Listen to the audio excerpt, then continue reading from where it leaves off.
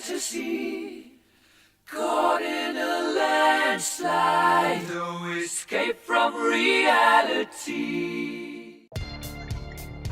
Okay, so in order to have a good comic book, what are some of the things that you need? What are some of the ingredients in this comic book lasagna that you are creating? Well, I would say probably one of the most important things is going to be the artwork. A lot of times the story doesn't even have to be that different as long as the artwork is good enough to portray what kind of atmosphere, what feelings are going on at that moment. You know what I mean?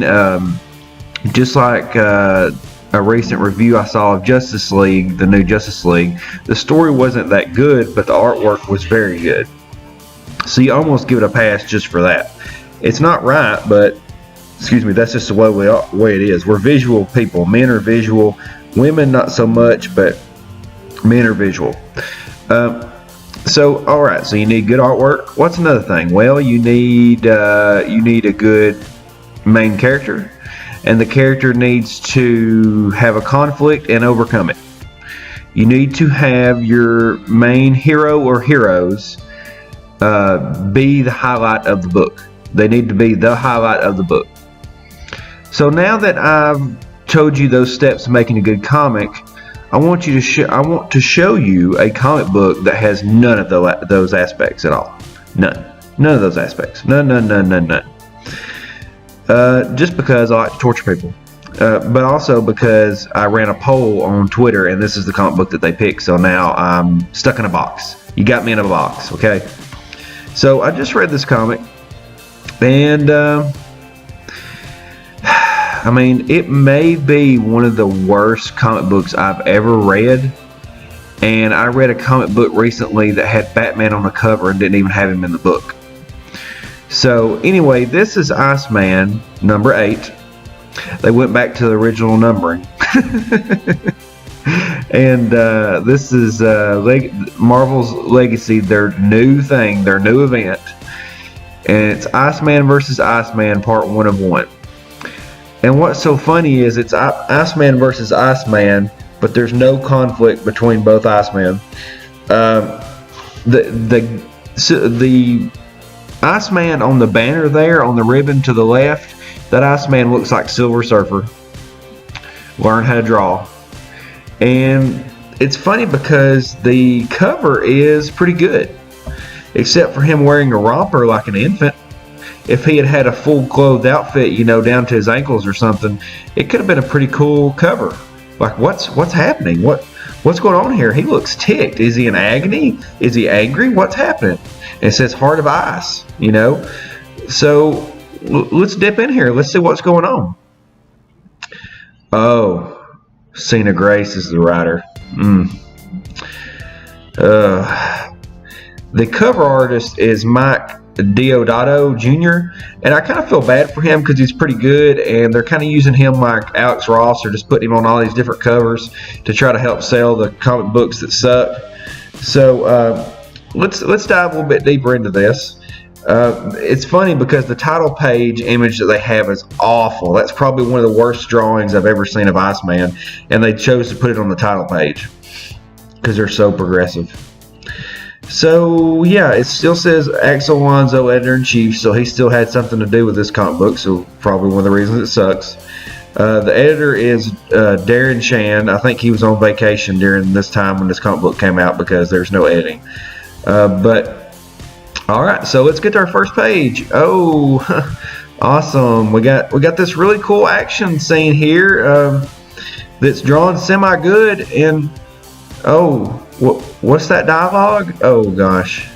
It starts out with the first bubble, older Iceman talking to younger Iceman. It's from a different reality, and says, "Wait, and he hasn't called you in how long?" Oh my god. Little Iceman's face looks like it got hit with a shovel. He looks like he has no nose. It goes straight down, and he has no features on his face. It's just totally slick. But then the Bobby Drake to the left has a bunch of different features on his face. And he's completely covered in ice, where this one just has a little. He is completely covered in ice as well, but he's still got his suit on the outside. Okay, makes sense. So they're fighting someone, which I think is Pyro. I think that's Pyro, and I don't think he's like that bad of like that low class of a villain. Like, I think he was always teamed up with the Blob and a couple other people, but he's yelling a lot of different things here. He's like, "Don't you see the time for mutants to rise is now?" And he keeps saying stuff like that over and over, and they just completely ignore him, just talking amongst each other while they're fighting this mutant villain. He says, "What else can I even do? Would it kill Romeo to text more? Make me not feel like I'm super needy?" First of all, let me just go ahead and establish that they just established in this storyline that Bobby Drake is gay.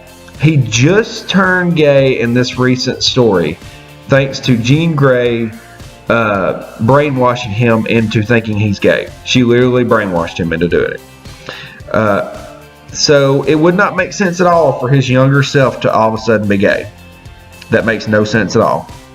They're rewriting history in these comic books as we go. And so they continue on talking. They say, it's like, did I do something wrong? Is it because I wore my bowling shoes unironically? Oh, God. And so this just goes on back and forth, and they keep talking. Then we get this really cringy part right here where he says, basically the older Iceman offers up to beat up his younger self's boyfriend to make him feel better. He says, "Hey, best of both worlds idea. I bet that star-crossed ghosting snot, I beat that star-crossed ghosting snot for making baby me feel gloomy, and you kiss it better. Oh, you're so sweet." Or taking self-involved to meta levels. Knowing you, my guess is the latter. The two are not mutually exclusive, and I'm buttering you up for a favor. Oh my God. Gay people don't even talk this gay. But so then older Bobby says he got a text from Mom. They're wanting to meet up for dinner because they want to meet the younger Bobby. And they're still having this fight with Pyro and just, giving it no respect at all. And then he summons these two awesome looking ice golems to hold Pyro down and beat him up. And they're totally not even paying attention to it. That was cool enough for itself, and they totally just make it lame by sitting there talking. So then they fly off, and we just totally cut to a different place, somewhere in Madripoor. And I guess this is where younger Bobby was at one time or another with the younger X-Men, because he's talked about that later on. So I don't know. I guess he had something to do with this story here, but Daken has this guy named Zach here, and he's using him. And if you know who Daken is, it's Wolverine's son, and he's also gay, because you have to have all the gay characters in one comic book. And what's so bad is this Daken is so much better than Bobby Drake in his own comic book that it's sad. Why can you write this guy, but you can't write a good Bobby Drake? It shows me that you choose to write Bobby Drake this way. But anyway, it's getting kind of long here. Let's keep going. So basically, he talks him into stealing a ring for him using his powers. He gets the ring. It had no real purpose. He just wanted it. Then we cut to Bobby Drake texting his one-night stand, which he immediately got into a relationship with and wants to move to New York with.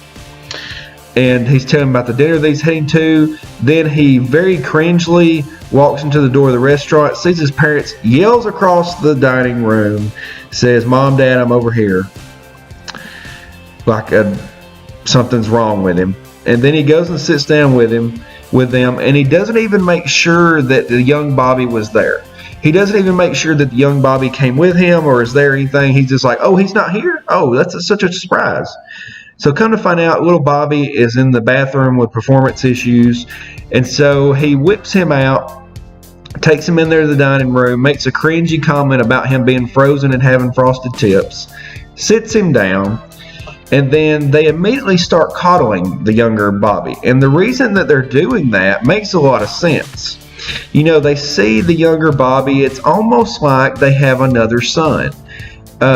Which technically they do, but he's from a different reality. But it's almost like Bobby also has a younger brother now.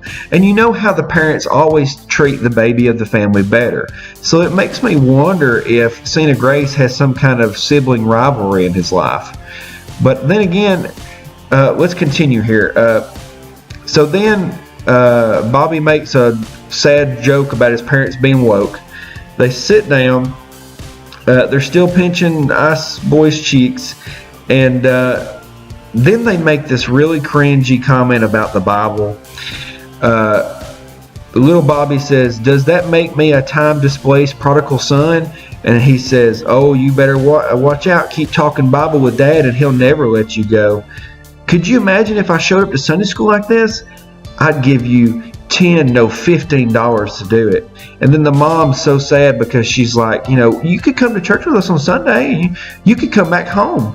And it's just like what a mom would do. She just wants to have them around, you know. And immediately the younger Bobby flips out and turns into a sociopath and says, "Semi-strange mom says what?" And then the mom says, "You could come back home with us, finish up high school, pursue your dreams," which is a little weird. But the mom just wants their son back. Their son that they have now has had a brain aneurysm and all of a sudden thinks he is gay. And then as they're saying this, younger Bobby, older Bobby just breaks out into this hysterical Joker psychopath laugh. And then says, "You guys, the bad guys were right. I am an idiot." And they said, "What are you talking about?" He said, "This was a trap. I thought I was just being jealous, but you found a perfect version of your son to start over with. How are you going to explain to someone that I got all Benjamin Button?" And it keeps on going back and forth. And he says, "It's a smack in the face. Do you even know what I wanted when I was his age?" Turns out he wanted to be a pastry chef because reasons.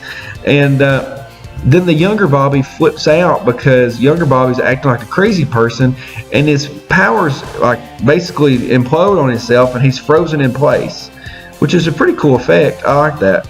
But then the waiter shows up and Bobby is extremely rude to him. And then they're trying to fix it and the dad does just what a dad would do. He's like, "Fix it. You know, Bobby, you know how to do this. Fix it. Just make it stop." And he says, "Back off, Dad. You don't know me." And then he tells everybody, he totally goes crazy and tells everybody in the dining room to quit gawking. But let's talk about this scene right here. Let's talk about this image. Bobby Drake, do you notice the shirt that Bobby Drake is wearing right here in this shot? Do you recognize those shirts? They're from Europe. They're not necessarily from America. But that is a Perry Ellis shirt. Perry Ellis is a shirt that is very popular over in Europe, but lately a lot of the SJWs have come out and said that only white supremacists and racists wear Perry Ellis shirts.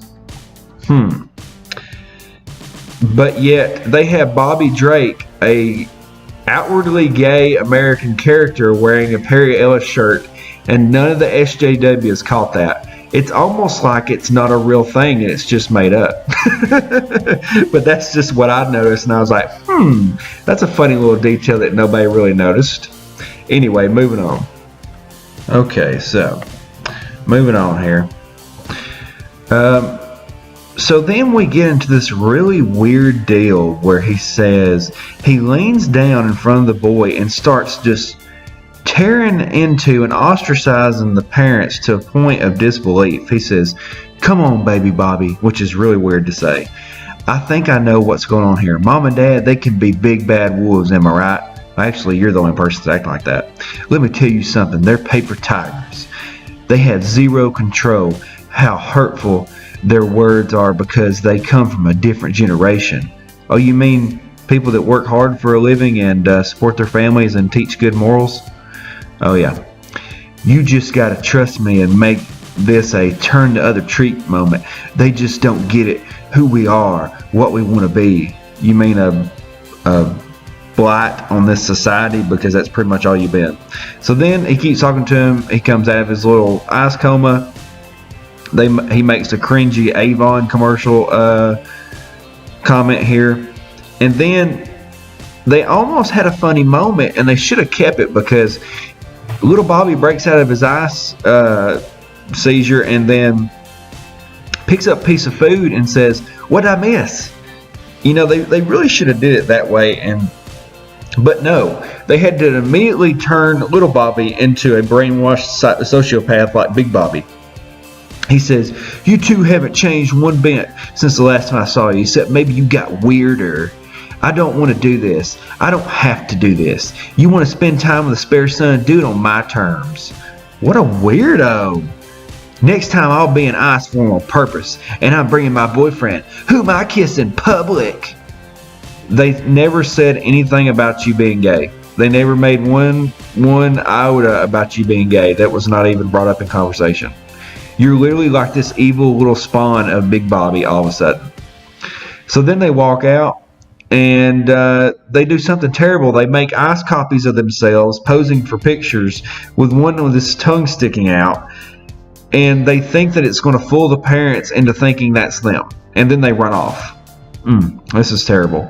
So then they go to the Xavier Institute, and it gets really cringy here as well, because they're again talking about how little Bobby's boyfriend won't call him.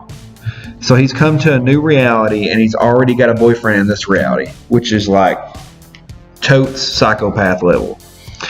And so then he says, this is what Big Bobby's answer is to this. He says, "You're an Omega level mutant in the making. Use that power to scold your boyfriend." And then he calls him Micro Frosty. So then we cut to where Big Bobby is laying in his bed, and someone throws a shoe through the window, and it magically lands in his lap. And it's like a size 6 toddler size, but it's supposed to be a shoe for him. You can't draw. That's a little bitty foot there. That's a little bitty shoe. That doesn't even make sense. So then it turns out that they're trying to pull a 90s cliche moment. The Jude psychopath one night stand boyfriend has driven all the way to the Xavier Institute just to 80s movie style hold up a sign, say "You up?" And then Colossus, being the hero of this story, Stone Cold Steve Austin Goldberg style, spears him into the ground. And now Colossus is my favorite character. And then Bobby makes this weird cringy statement of, "Peter, no, that's my special friend." Oh God, stop. Men don't talk like this. You done made me say it. I've been through like 10-15 videos, hadn't had to say it, but men don't talk like this. And then you get Daken there saying, "New York, New York." Oh, Daken is so cool in this book that he has taken over the book, and he's in it like 4 panels. Now, he reminds me of the Captain Cold in the TV show, like, you know, the Arrow and Flash and all them. Captain Cold, the guy that plays it, Wentworth Miller. He reminds me of him because he plays this very cool, charismatic character that kind of draws out his words when he's talking, and everything's very serious, but he's cool at the same time. And that's what this character, this Daken here in this run, in this book, reminds me of. Very cool, very charismatic, too cool for school. But anyway, that's the end of the book. That's the end of this cringe fire, cringe fest. It's so cringy, it turned into a cringe volcano and melted Iceman and killed him. That's what they've done to this story here. It's a heart of ice because Sina Grace has no heart. He has turned the parents into victims. He has turned Bobby into a sociopath, psychopath, shell of a person. If an actual person acted in this way that he portrays Bobby Drake, he would have already been arrested by now and put in a mental hospital. This is psychopath level stuff. It really goes to show you the what do you call that? The separation from reality that they have on these books. In life, a separation from reality in life. They don't understand how people operate because they're not real people. Like they've been saying, these are like alt-life robots or something. Some kind of weird. I feel like any moment now they're going to pull one of those 80s movies moments and they're going to pull their face off and you're going to see all the robot circuitry underneath like they did in that one movie. And it's all going to be make-believe and we're going to be taken over by robots. Like, these are not real people. And this story goes to show you right here that they don't actually care about these characters. They just want to shove their politics in them, and they've been given a quote-unquote platform to do that. And the only way you're going to get rid of them now is to fire the bosses, because these people, they've been totally hired on their politics and not their merit, and it shows in this comic book. This is a garbage fire, a dumpster fire if I've ever seen one. Pyro is a better character than Bobby Drake, and all he does is spout pro-mutant nonsense the entire comic. But I don't know, guys. That's all I got to say about this. Daken's the best character in the whole book, and he's in it for like 4 panels. But hit the like button, hit the subscribe button. Men don't talk like this. This is not real. This is alt-life craziness. I'll see you guys later. Please support me on my maker support, and have a great day. Underground Geek out. I wish I knew you when I was young.